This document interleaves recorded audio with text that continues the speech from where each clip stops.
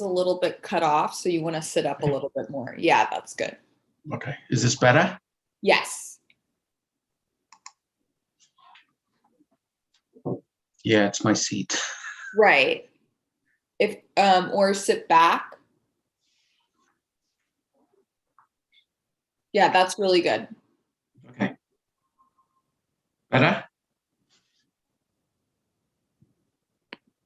Good day, everyone. A huge welcome to our global viewers from the Middle East Policy Council located in Washington, D.C. My name is Bassima Alghussein, and I am the Executive Director of MEPC. We look forward to a thought-provoking discussion today with Dr. Ahmed Hashim regarding his essay, Security and Defense in Small States, Qatar, the UAE, and Singapore, that was recently published in our world-renowned journal, Middle East Policy. Our contributor dialogue series is designed to inform U.S. policymakers with the most current insights and analysis on urgent foreign policy matters in the Middle East. MEPC is a nonprofit, nonpartisan educational organization founded in 1981 with the mission to contribute to the American understanding of the political, economic, and cultural issues that affect U.S. interests in the Middle East. You can learn more about us on our website at www.mepc.org. We have 3 core pillar programs. Our first is our world-renowned journal, Middle East Policy, which is the most influential policy publication on the region, known for bold and thought-provoking analysis. Our second pillar is our policy programming series, specifically tailored for members of Congress and their staffs, illuminating uniquely insightful perspectives on complex issues. And our third pillar is our affiliated educational outreach initiative called Teach Mideast. You can learn more about this acclaimed program, specifically tailored for students, teachers, and other civic leaders on our affiliated website, www.teachmideast.org. Today, for our Middle East Policy Journal Contributor Dialogue, we are so fortunate to have as our guest Dr. Ahmed Hashim, who is joining us from Deakin University in Canberra, Australia. Welcome, Dr. Hashim. Thank you for being with us. Well, thank you so much for that kind introduction. It's Dr. great. Dr. Hashim previously taught at the U.S. Naval War College, conducted research and analysis at the Center for Strategic and International Studies, and worked with the U.S. Department of Defense to formulate Middle East strategy. You can access his essay, Security and Defense in Small States, Qatar, the UAE, and Singapore, online for free by following the link posted on our homepage at www.mepc.org. You can subscribe to our journal by visiting our publisher at www.onlinelibrary.wiley.com. Search Mideast and hit subscribe. A huge welcome to Dr. Hashim. Thank you for being with us. To begin, can you please give our viewers who have not yet had the opportunity to read your essay a brief summary of your thesis, main points, and the conclusion? Yes, indeed, Basma, I'll do that. This essay was partly inspired by the fact that I had lived in Singapore, teaching there for about 6-7 years. And Singapore is a small country, obviously. It's a city-state, which is about 800 square miles in size. So it's really, really tiny. And it went from year 0 in 65 to where it is right now as a prosperous, developed, essentially first world country with a potent military. Traditionally, as a person who was a realist, I really focused on middle powers and great powers in my study of security issues and so on. But over the years, and particularly because of my travels to the Gulf, I became really interested in understanding how small states defend themselves. Do they rely on a patron? Do they do the impossible, which is try to build military forces? Because when one looks at the literature on small states, most realist accounts say, you know what, any small state that wants to create military power is wasting its time. essentially, because it really can't do anything against bigger powers. Now, frankly, I thought that was not a sufficient explanation. And also, it was contradicted by the fact that some small states have decided that they will arm themselves. Now, whether this is money well spent or not is still an open question. So basically, I decided that I will start with a small essay and accumulate a lot more data to actually write a book, an academic book comparing UAE, Qatar, Singapore, and maybe even Taiwan, which is a controversial issue because it's not regarded as a country. But there are other small states like Brunei. There's even one that fascinates me, which is the Republic of Ireland, how it chose to defend itself. So this is the nucleus, essentially, of a longer monograph-sized work that I want to do on defense policies. So the question is, why do some that I had for myself, and I tried to answer in the paper, why do some states actually go to arm themselves? Now, Singapore began its process in 65. It relied on the British until the British decided that they were going to leave in 71. But from 65 onwards, Lee Kuan Yew, who was the founder of Singapore, decided that if you cannot defend yourself, who will you rely on? And so what he did was he took the only resource Singapore had, which was its population, and decided that he will transform them into Singaporeans and that he will build his force gradually to become what it has become, which is a pretty potent power projection force. Now, the one thing about Singapore's military, it hasn't fought a war, but it's well-trained, it's joint, which means the Air Force, the Navy, and the Army work together almost seamlessly, and it has a lot of allies. So it's built a relatively effective deterrent. But then with the thing with the deterrence is you don't know if you've really deterred somebody who may not want to do something to you. So, but at least it has the image of a small, potent military.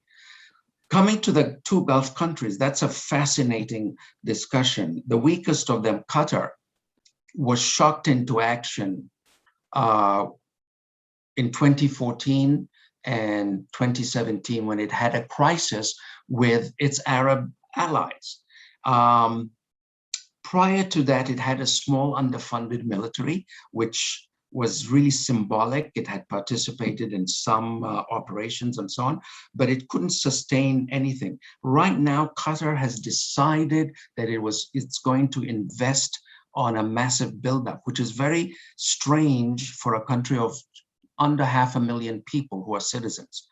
Where are they going to generate the manpower? And manpower is really important. The Qatari Air Force has increased 900% in size from the time of the crisis. How are they going to manage that? So that was the question. So my conclusion for Qatar was that it's a political symbolism, a military with political symbolism at the moment. In other words, it's acquiring weapons from as many benefactors and allies as possible so that they can have a stake in the survival of Qatar. And it's building alliances with people who can train, with states that can train its military, France, Turkey, the United States, Britain. So they have some kind of stake in Qatar's existence. As for military utility and military effectiveness, it has a long way to go for that. Now, the other state which has caught the attention of a lot of people is the United Arab Emirates, which has gone from really having no military to having what's perceived to be a relatively potent military in the current Middle East. It's even been referred to as Little Sparta, which I find a little odd because there's one similarity between the UAE and Sparta, which is they're minorities in their own country. as population. The Spartans were outnumbered by a slave population. The UAE Emiratis are outnumbered by foreign workers. But they have, gone beyond symbolism to actually train their forces more effectively, to create joint combined arms, meaning their ground forces work relatively well together. We could see that in Yemen, where they did much better than the Saudis. And they're also trying to develop what's known as joint warfare capability, where the Air Force, Navy, and Army work together. But it has some mercenaries in it, which is a little dubious in terms of reliability, even with you only depend on them as long as you pay them well. So that is an issue. But the ruler— Dr. Hashim, would you please speak to how the end of the blockade towards Qatar has changed the security and defense dynamics, and also if Turkey and Qatar will continue to deepen their relations? Sure. The end of the blockade and the improvement in relations was followed by efforts between Qatar and its Arab neighbors to try and develop more close defense relations and so on. But it hasn't really transpired so far. And looking at Gulf militaries as well, they have some big problems working together. Now, Qatar was shocked in 2017 by the blockade. And when talking to Qatar officials, they're like, we have to rely on others and ourselves. They became more realistic. The relationship with Turkey hasn't gone down at all. I mean, it's enhanced it further. Qatar is seeking to actually station some of its air force in Turkey, up to about 40 planes, fighter planes, to be stationed in Turkey. There is several hundred, maybe even a couple of thousand Turkish troops already in Qatar. Some people say up to 5,000. I'm not quite sure. Qatar has also been impressed by the Turkish UAV, unmanned aerial vehicles that were used in the Azerbaijan-Armenia conflict, and they actually bought 6 to 10 of them recently. So they have enhanced that relationship, just as they've continued to deepen the relationship with their Western partners. And they've actually started sending their naval cadets to be trained in Turkey to establish the Qatari Navy. Wow. So in terms of the situation in Turkey and the recent events in Afghanistan, do you think that other small states in the region will continue to have to absorb refugees? And if so, how do you think that will impact their security strategies? Well, the situation in Afghanistan is quite fascinating. There's some talk, obviously, in the Arab media about, can you rely on the US and so on. But the issue of Afghan refugees, to be honest, most Afghans would prefer to go to the West, especially the countries that had been in Afghanistan for the last 20 years. I heard a story about some Afghans were told that they're going to be resettled in Uganda, which isn't even culturally remotely similar to them. And they were like adamant that's not going to happen. But some countries in the region do have relations with the Taliban, like Qatar. And so there could be like a scramble to try and ensure that they are, that there is economic and security relations, in the sense that the Taliban, Afghanistan and the Taliban does not become a hotbed of Islamist militant groups. And this is particularly important for the United Arab Emirates, for whom there are three things that worry them. That is Iran, the Muslim Brotherhood, and Islamic militant movements, even domestically within the UAE. So yes, there is a little bit of concern at the way that the United States decided to eject itself from Afghanistan. And there is a question as well, are they seeking to leave the Middle East as well? So what will happen to our security relationships? Will it be regional alignments, or do we start thinking about aligning with Russia, seeking security relations with Russia and China? I don't think we're coming to that yet. Yes, Russia and China have been quite prominent in the Middle East recently, particularly Russia in Syria and so on. But there is still, even though there is an increase in interest in Arab countries to learn Mandarin in particular, as well as some interest in Russian, the alignment towards the West is still too strong, even if the US decides to withdraw a large part of its force and pivot to the Indo-Pacific. Personally, I think that's what the US should do, because the Indo-Pacific is going to be, in my view, the arena of great power competition and conflict. Right, and we saw that, I mean, during the Obama administration, you know, he had his whole agenda of pivoting to the Pacific, but which hasn't worked very well. Right, exactly. But speaking of the UAE, do you think the recent Israeli-Palestinian war changes relations between the UAE and Israel? And how does that play into the tension with Iran? No, the UAE-Israeli relationship had nothing to do with Palestine. You know, as I said in my paper, the UAE didn't set up relations with Israel so that it could influence it to resolve the Palestinian issue. First of all, the UAE and Israel have had covert relations for decades before the establishment of normal relationship.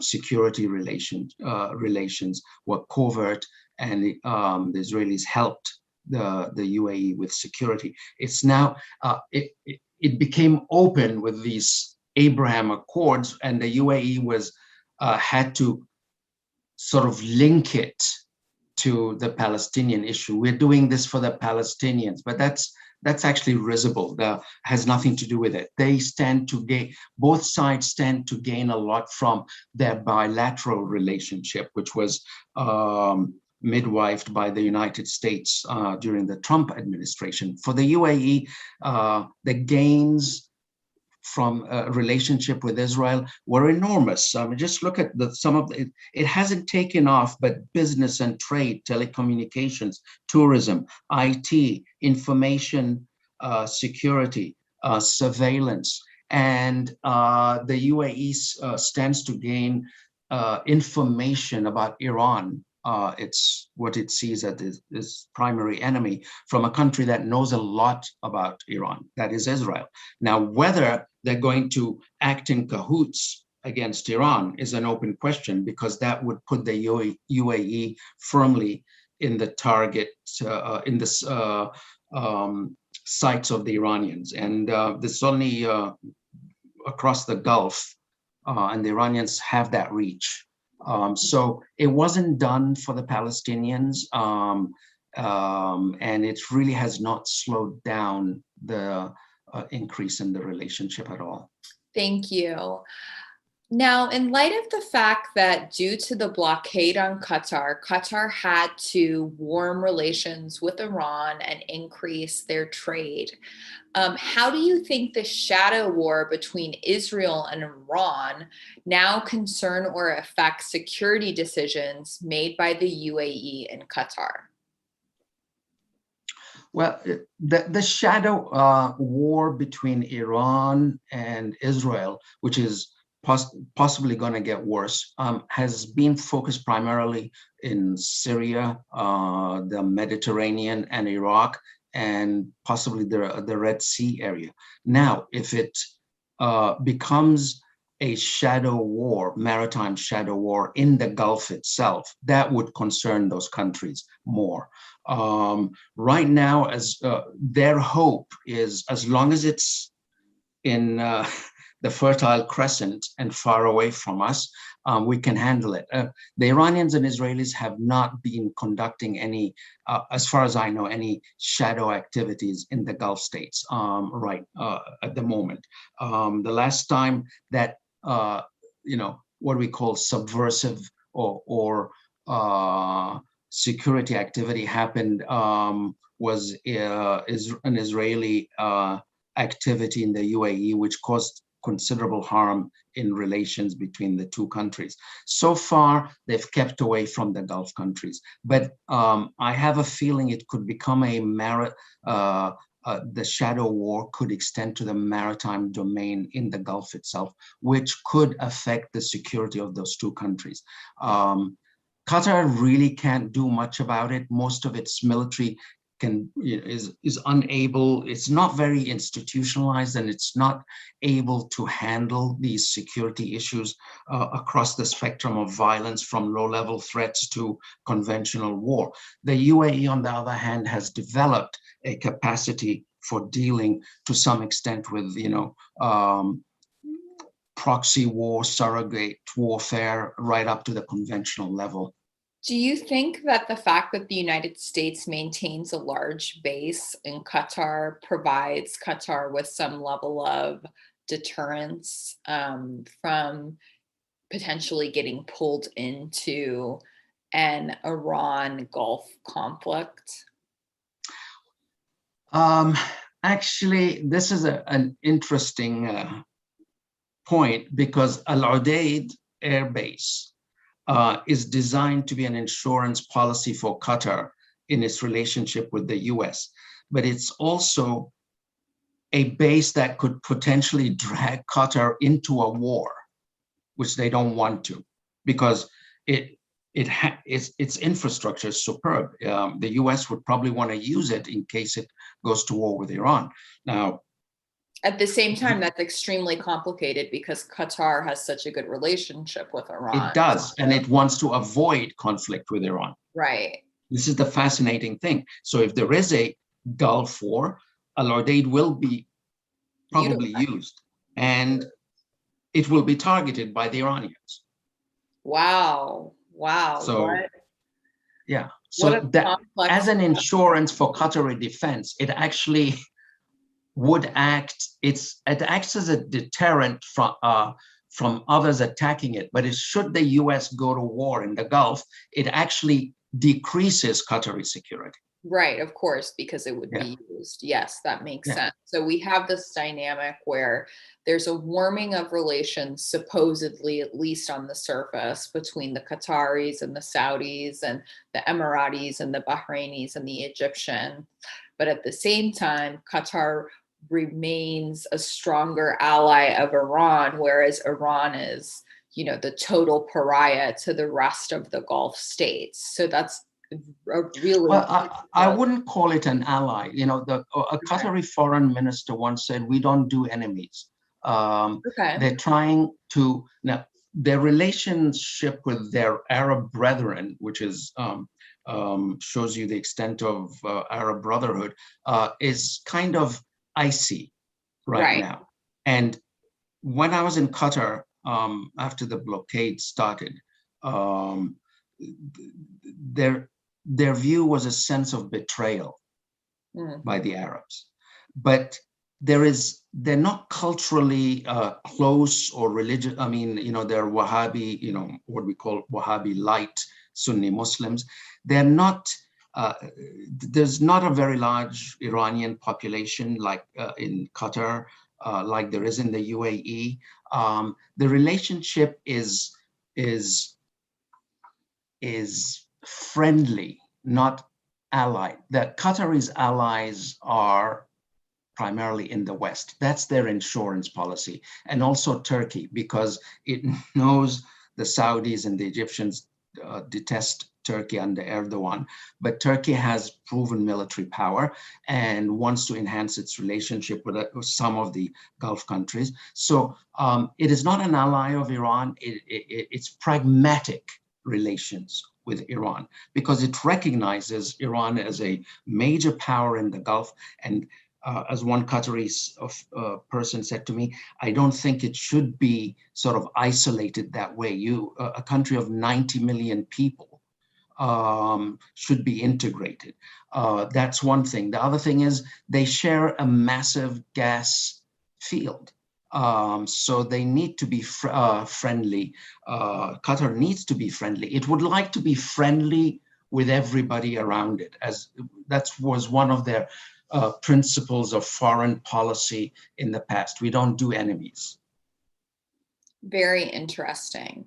And with this, recent settlement construction in Israel, which I understand that the Gulf governments are not primarily concerned with that. But as you know, the population on the ground throughout all of these Middle Eastern and Muslim countries is not happy about the US recognition of Jerusalem as the capital of Israel and increased settlement construction and so on and so forth. So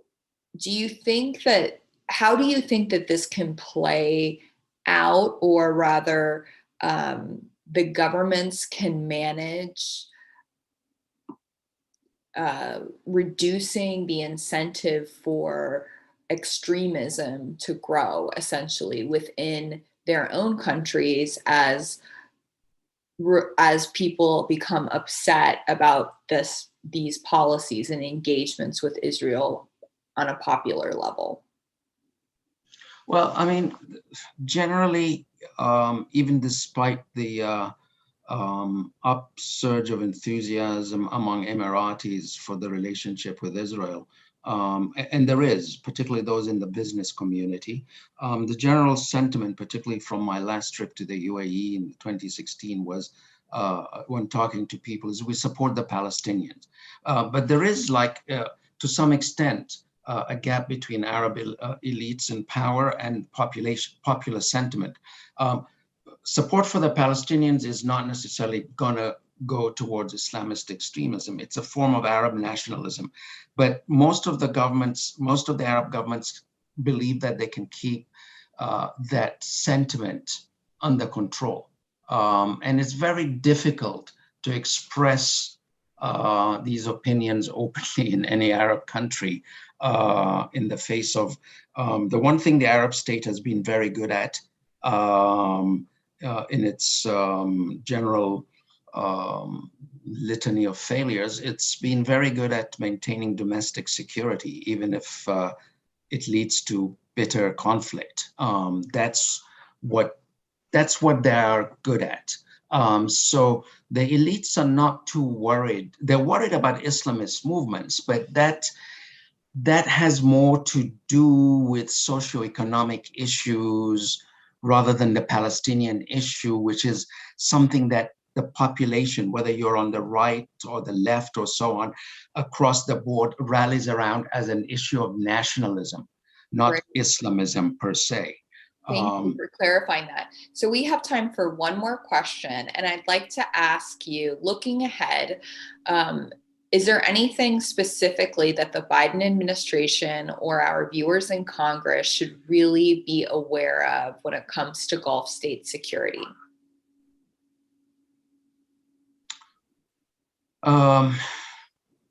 My own opinion is that I think the United States, I mean, this is my own personal opinion. It's not a view of any official